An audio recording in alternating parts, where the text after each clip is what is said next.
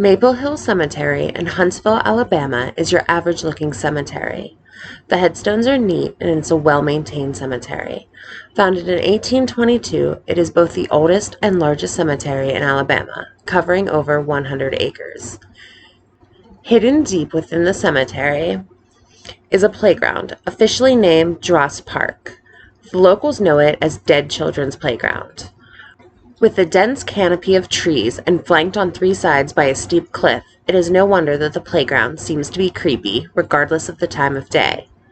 As the cemetery grew, the city removed the playground equipment to make more room. However, this upset the community, who felt very connected to the spot.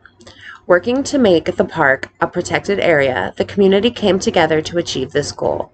The area was awarded protected status and new playground equipment was installed, allowing the local families to once more enjoy the park. The playground isn't the only strange thing associated with the cemetery. According to local legend, the meadow to the right is said to hold a terrifying secret. A serial killer who preyed on children in the 1940s would bury his victims in this field and at the border of the cemetery. The trails that lead from the field to the abandoned mine shaft is said to be where the killer lived during his reign of terror. Though this particular story is lore, the playground is said to be alive with paranormal activity after dark. Ghost hunters claim to have caught footage of orbs on camera, and along with locals, have reported hearing the sounds of children's feet running through the park.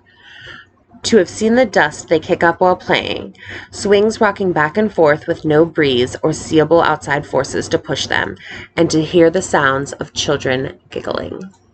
In every town, there is a ghost story about an old or abandoned house, a frightening cemetery, or a dark and creepy road.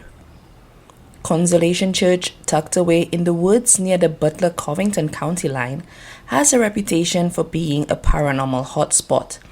The shrieking, crying, and whimpering of a banshee, whose screeching, sobbing, and whimpering is said to be heard from the church's wooden walls, signifying the impending death of someone inside the church, is one of the most popular legends surrounding the church.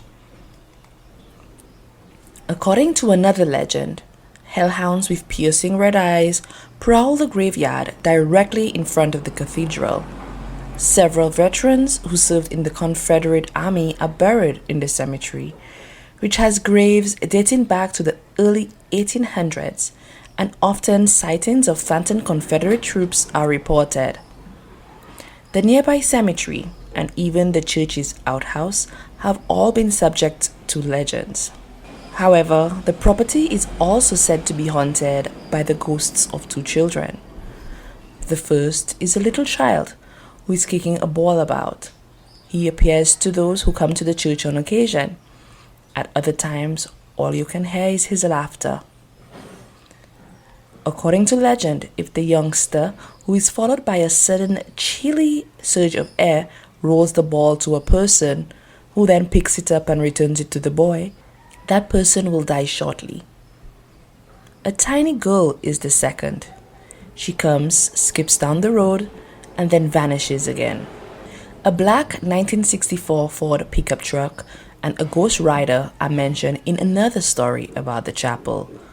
According to the legend, if a visitor stays too long at the church on a full moon night, the truck will arrive and chase them away.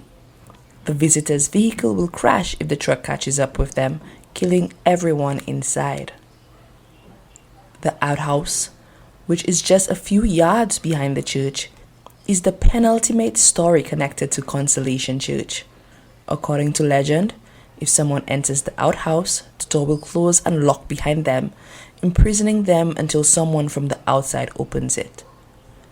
The church stories appear to be little more than urban legends passed down from generation to generation to amuse the audience.